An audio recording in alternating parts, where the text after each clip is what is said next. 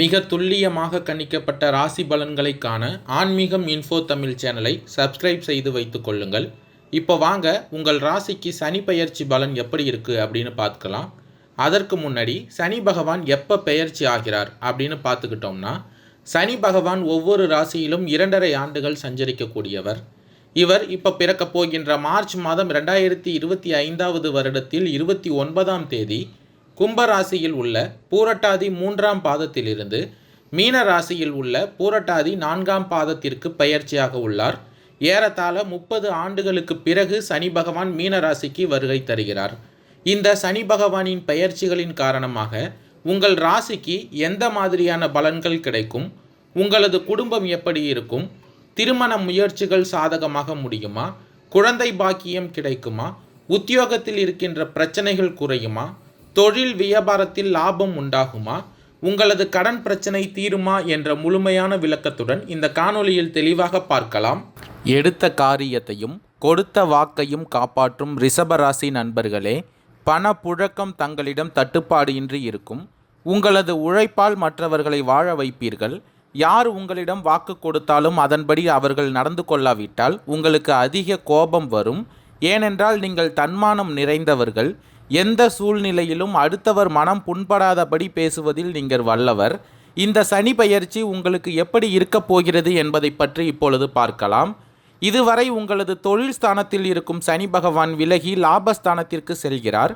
அதே போல 3ஆம் பார்வையால் ராசியையும் 7ஆம் பார்வையால் பஞ்சம பூர்வ புண்ணிய ஸ்தானத்தையும் 10ஆம் பார்வையால் அஷ்டமஸ்தானத்தையும் பார்வையிடுகிறார்.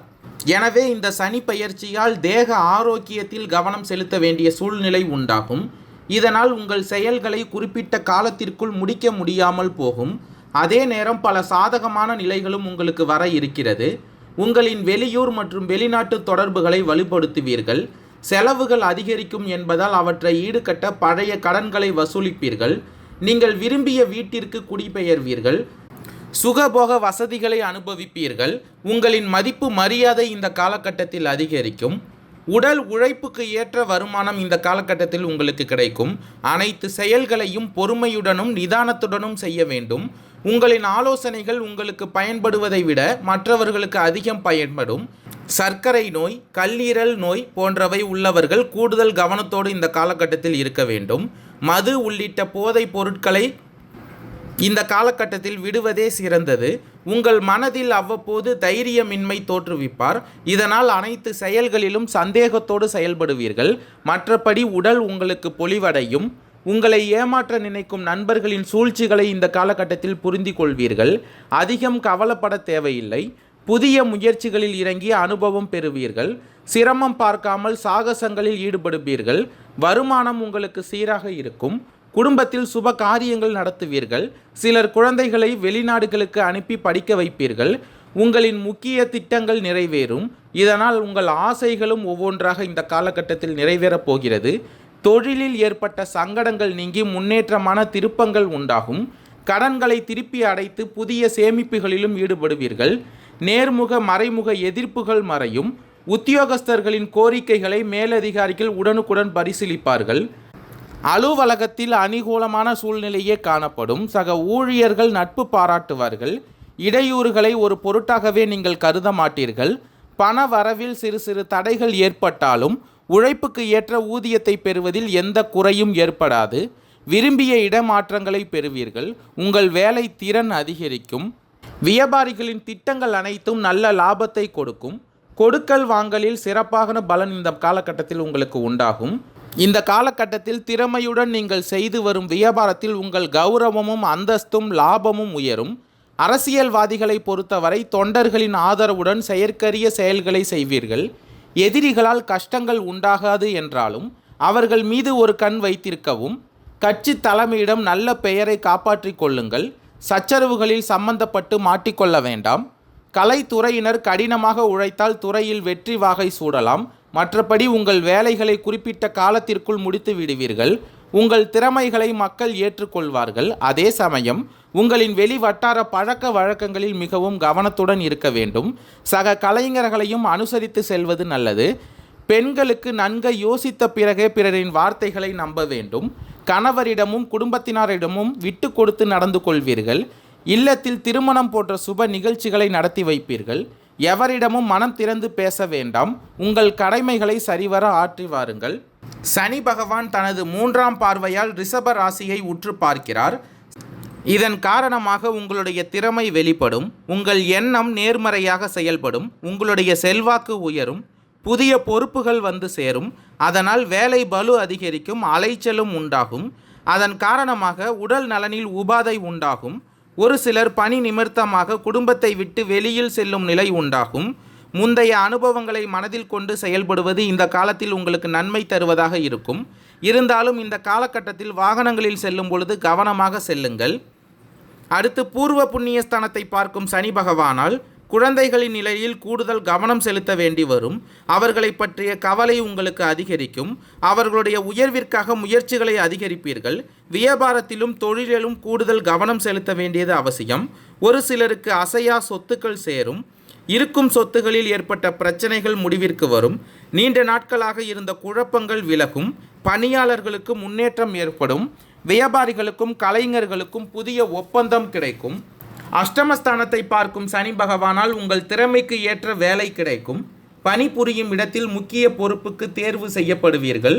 மறைந்திருந்த உங்களுடைய திறமையும் செல்வாக்கும் வெளிப்படும் என்றாலும் மறைமுக எதிர்ப்புகளும் தோன்றும். உங்களுடைய செல்வாக்கை சீர்குலைக்கும் வகையில், முன்னேற்றத்தை தடுக்கும் வகையிலும் உங்களுக்கே தெரியாமல் உங்கள் எதிரிகள் செயல்படுவார்கள்.